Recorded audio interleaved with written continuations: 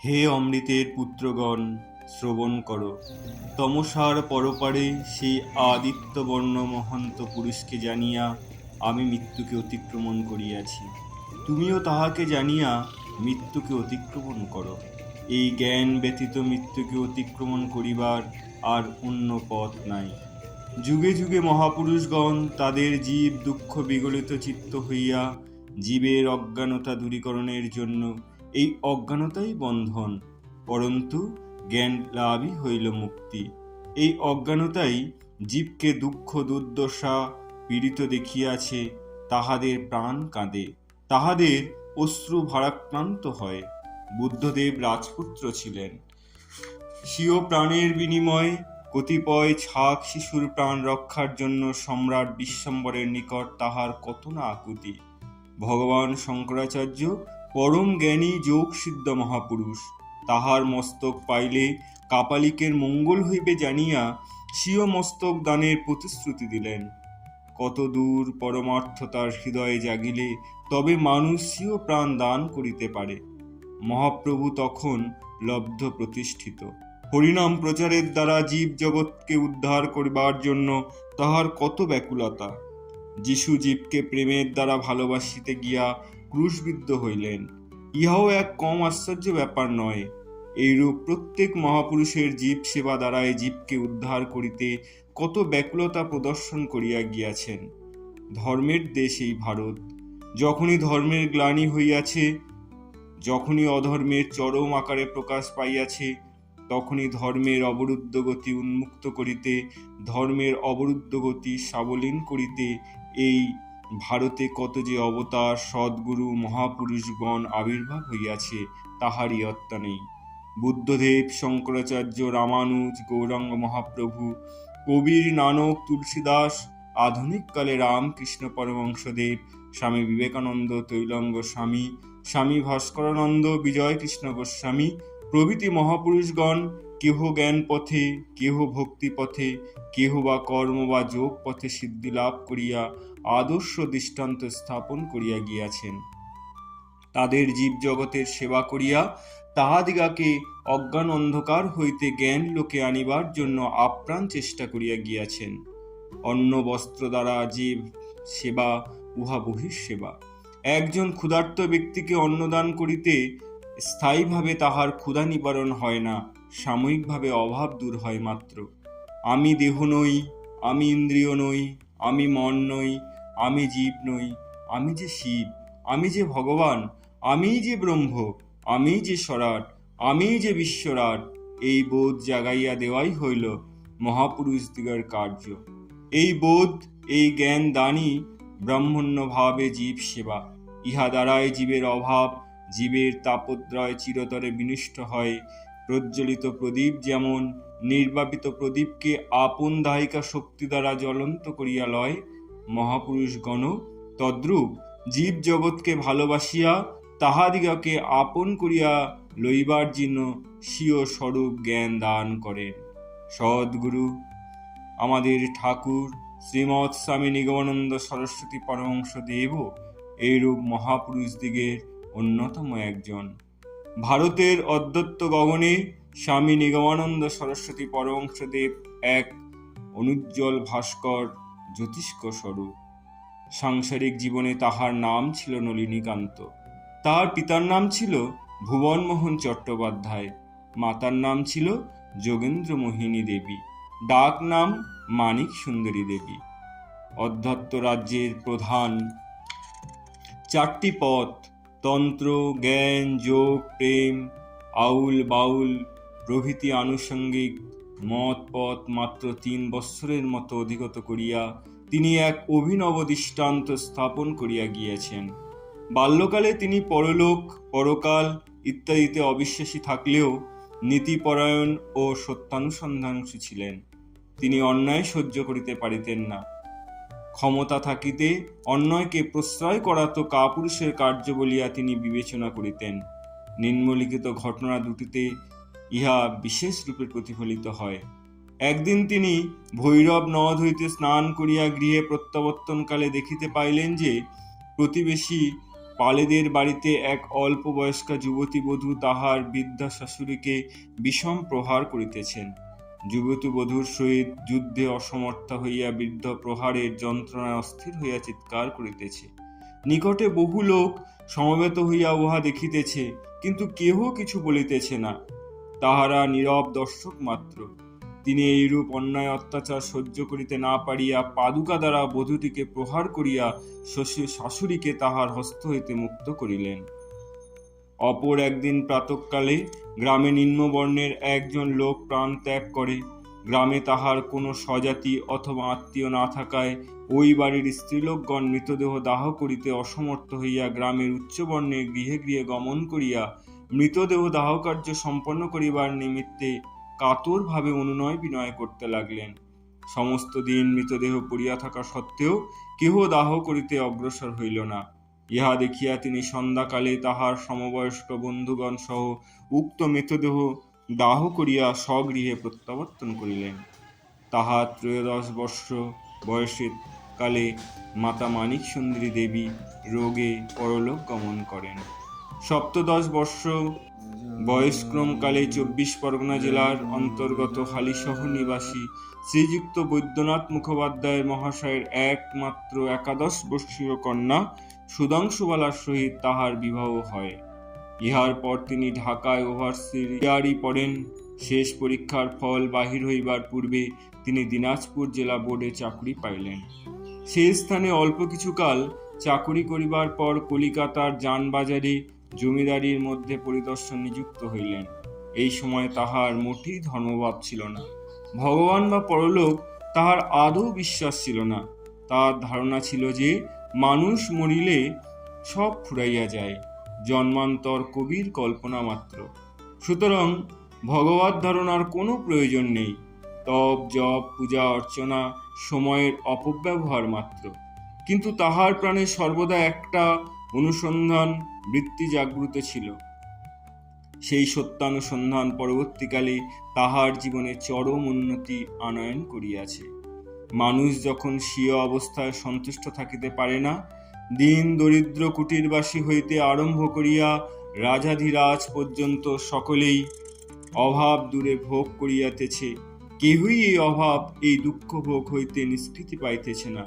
যে দিন সে কুটিরবাসী যে স্বপ্ন দেখে দ্বিতল তিতল বিশিষ্ট অট্টালিকায় বাস করিবে, যে লক্ষ্যপতি সে কোটিপতি হইতে আকাঙ্ক্ষী, অজস্র ভোগ্য পণ্যের বিপুল অর্থের অধিপতি হইলেও সম্যক তৃপ্তি লাভ করিতে পারে না।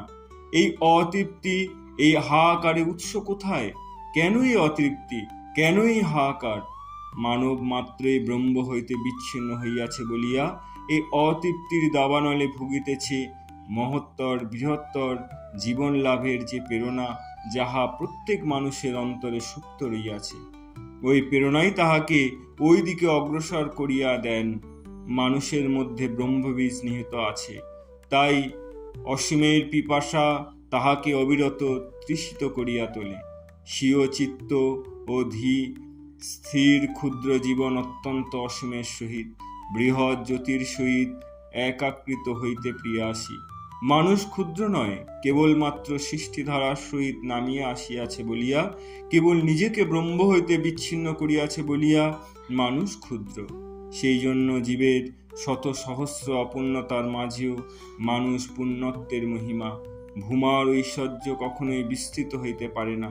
সব কিছু জানা, সব কিছু পাওয়া, সব কিছু হওয়া যে তাহার স্বভাব। মনুষ্যত্ব হইতে দেবত্ব, দেবত্ব হইতে ঈশ্বরত্ব, ঈশ্বরত্ব হইতে ব্রহ্মত্ব লাভই যে তাহার চরম পরিণতি। কিছুকাল পর তাহার স্ত্রীর বিয়োগ হয়। কুতুবপুর গ্রামের বাড়িতে তাহার স্ত্রী সুধাংশুবালা 3 দিনের জ্বরে পরলোক গমন করেন। তিনি তখন কর্মস্থল নারায়ণপুরে। এক সন্ধ্যারাত্রে তিনি কর্মস্থলের চেয়ারে উপবিষ্ট হইয়া কার্যে ব্যাপৃত ছিলেন। হঠাৎ টেবিলের পার্শ্বে তিনি তাহার স্ত্রীকে দণ্ডায়মান দেখিতে পাইলেন। তখন ওই অসময়ে তাহার স্ত্রীর আগমন অসম্ভব চিন্তা করিয়া তিনি যেমনি তাহাকে ধরিতে গেলেন, অমনি ওই মূর্তি অন্তর্হিত হইল। পরে জানিতে পারিলেন যে ওই দিন উক্ত ঘণ্টার 4 দণ্ড পূর্বে তাহার স্ত্রীর মৃত্যু হইয়াছে। এই ঘটনা হইতে তাহার মনে পরলোকের অস্তিত্ব সম্পর্কে দৃঢ় ধারণা হইল। এই সময় তাহার স্মরণ হইল যে মাত্র 7 বৎসর বয়সক্রমে তিনি বাড়ির চণ্ডী মণ্ডপে সন্ধ্যাবেলায় বাতি দিতে যাইয়া এক আলোক উজ্জ্বল মূর্তি দেখিয়া চমকিয়া উঠিয়াছিলেন। এই সময় তিনি পর 3বার স্ত্রীর ছায়া মূর্তি দেখিয়াছিলেন।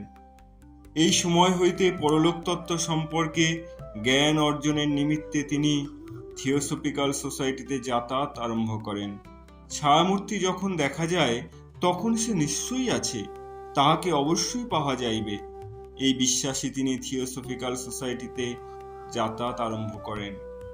তিনি ব্লাভিস্কির সহিত এই বিষয়ে দীর্ঘকাল আলাপও করেন। বেশ কয়েক মাস ধরিয়া তাহাদিগের নির্দেশ মতো চলিয়াও তাহার চিত্ত সাম্যক রূপে তৃপ্তি লাভ করিতে পারিল না। অবশেষে তিনি উহা হইতে বিরত হইলেন। এই সময় কলিকাতার স্বামী পূর্ণানন্দ নামক জনৈক পরমহংস সন্ন্যাসীর আগমন করেন। নলিনীকান্ত তাহার সহিত সাক্ষাৎ করিলেন। তিনি নলিনীকান্তকে জানাইয়া দিলেন যে মরিয়া গিয়াছে তাহাকে দেখা পাওয়া কখনো সম্ভব নয়, তবে জগতের স্ত্রী জাতি মাত্রই সেই জগৎজননী মহামায়ার মধ্যে নিহত। সুতরাং মহামায়াই আরাধনা করিলে তাহার দর্শন লাভ করিতে পারিবে, তাহার মধ্যে স্ত্রী সুধাংশুবালাকে দেখিতে পাইবে। সেই জন্য তিনি নলিনীকান্তকে গুরু অন্বেষণের জন্য বলিলেন। তাহার নিকট দীক্ষা প্রার্থনা করিলে তিনি বলিলেন, তোমার গুরু নির্দিষ্ট আছেন। দীক্ষা লাভের জন্য এই সময়ে তাহার প্রাণে যে কিরূপ ব্যাকুলতা হইয়াছে তাহা বলিবার নহে। তিনি বলিয়াছেন, গুরু পাবার জন্য ব্যাকুল হয়ে উঠলাম। বহু স্থানে সাধু সন্ন্যাসীর খোঁজ খবর দিতে লাগলাম। এমন সময় এমনি ব্যাকুলতা মাঝে থাকতে থাকতে আমার কর্মস্থল নারায়ণপুরের অভাবনীয় রূপে আমি একদিন মন্ত্র পাই। সে এক আশ্চর্য ব্যাপার। এক রাত্রিতে ঘরের মধ্যে শুয়ে আছি, জানলা দরজা সব বন্ধ, ঘুম হয়নি, তন্দ্রা এসেছে মাত্র। এমন সময় এক জ্যোতির্ময় সৌম্যমূর্তি মহাপুরুষ আমাকে ডেকে বললেন, নাও বৎস, এই মন্ত্র নাও। তুমি মন্ত্র লাভের জন্য ব্যাকুল হয়েছ, এই আমি তোমার জন্য মন্ত্র নিয়ে এসেছি, ধরো। এই গভীর সেই স্বর। আমি হাত পেতে সেটা নিলাম। মহাপুরুষের অঙ্গজ্যোতিতে অন্ধকার গৃহ আলোকিত হয়ে উঠেছে। সেই আলোকে স্পষ্ট দেখা যাচ্ছিল একটি পাতায় কি যেন লেখা আছে। কাছে দেশলাই ছিল। তাড়াতাড়ি আলো জ্বালিয়ে দেখি বিল্বপত্রে রক্তচন্দনে লেখা একাক্ষরী মন্ত্র। এটি কি মন্ত্র? কেমন করে জপ করতে হয় তা জেনে নেবার জন্য যেমন মন্ত্রদাতার উদ্দেশ্যে মুখ তুলে তাকিয়েছে, ঠিক দেখি তিনি আর নেই। সে মূর্তি অন্তর্হিত হইয়াছে। দরজা জানলা সব পূর্ববৎ বন্ধ। দুয়ার খুলে আমি তন্ন তন্ন করে খুঁজতে লাগলাম, পেলাম না। অবাক হলাম, মনে যেন কেমন হয়ে গেল। ঘরে এসে মেঝেতে পড়ে আকুলি বিকুলি করতে লাগলাম। চোখের জলে আমার বুক ভেসে যেতে লাগলো। আমার মনে হলো, এ কি স্বপ্ন? না স্বপ্ন হলে বেলপাতা আসবে কোত্থেকে? আর ঘরের দরজা জানলা ভেতর থেকে বন্ধ, কি করে তখন অন্যের প্রবেশ করা সম্ভব হতে পারে? মনে হয় আমি কি অন্যায় করলাম? তখন বিল্বপত্রে কি লেখা আছে জানতে ব্যাকুল না হয়ে যিনি আমার বিল্বপত্রটি দিলেন তাহাকে ধরলাম না কেন? আমার প্রাণ অস্থির হয়ে উঠল। এ মন্ত্র কি, কেমন করে জপ করতে হবে তা জানবার জন্য আমি ব্যাকুল হয়ে মন্ত্রের তথ্য অনুসন্ধানে বেরিয়ে পড়লাম। বাংলাদেশের বড় বড় পণ্ডিতদের কাছে গেলাম। সবাই বলে এ মন্ত্র অশুদ্ধ, জপ নিষ্ফল, শয়তানেও এই রকম মন্ত্র দিয়ে থাকে ইত্যাদি। আমার প্রাণ কিন্তু মানল না। কাশীতে অনেক সাধু সন্ন্যাসী আছেন, তারা হয়তো এর তথ্য জানতে পারবেন, এই মনে করে কাশী এলাম। এখানে এসে উদ্দেশ্য সফল হলো না। বড় বড় নামজাদা সাধু সন্ন্যাসীদের আশ্রমে গেলাম, কিন্তু কোথাও কিছু হলো না। আমার প্রাণ ব্যাকুল হয়ে উঠল। অবশেষে শিকরোলে একদিন একটা ভাঙা বাড়িতে সারাদিন না খেয়ে দিয়ে পড়ে রইলাম। অনাহারে প্রাণত্যাগের সংকল্প করলাম। এ জীবন দিয়ে আর কিছুই যখন হলো না, সময় যখন চলেই গেল, তখন আর জীবন ধারণের প্রয়োজন বাকি। এই বলে আত্মহত্যার সংকল্প করলাম। মনে করলাম এখানে মরে লাভ নেই। লক্ষ্মণ ঝোলায় গিয়ে সেখান থেকে প্রস্তর গঙ্গাসাগরে ঝাঁপ দেব। মরলাম তো মরলাম, না হয় গঙ্গায় যদি কোনো শক্তি থাকে তবে আমার সব সমস্যার সমাধান করে দেবে। মনে মনে স্থির হয়ে রাত্রিতে শুয়ে পড়লাম। নিশ্চিন্ত হয়ে গেলাম। সারাদিন কিছুই খাইনি, খুব পিপাসা পেতে লাগলো। ওই অবস্থায় নিদ্রা এলো। স্বপ্নে দেখি একজন উজ্জ্বল বর্ণ বৃদ্ধ ব্রাহ্মণ আমার শিয়রে বসে গায়ে হাত বুলিয়ে দিয়ে বলছেন, বৎস, তুমি গুরু খুঁজছো? কোথায় খুঁজছো? তোমার গুরু তো তোমার বাড়ির নিকটই আছেন। যাও বীরভূম জেলার তারাপীঠে, সেখানে গিয়ে বামাখ্যাপার শরণাপন্ন হও, তিনিই তোমার অভীষ্ট বস্তু লাভ করিয়া দেবেন। এই বলে তিনি আমার আরো অনেক জটিল প্রশ্নের মীমাংসা করে দিলেন। তার শীতল হস্তের স্পর্শে আমার ক্ষুধা তৃষ্ণা দূরে চলে গেল। মধুর বাণীতে সমস্ত সমস্যার সমাধান হয়ে গেল।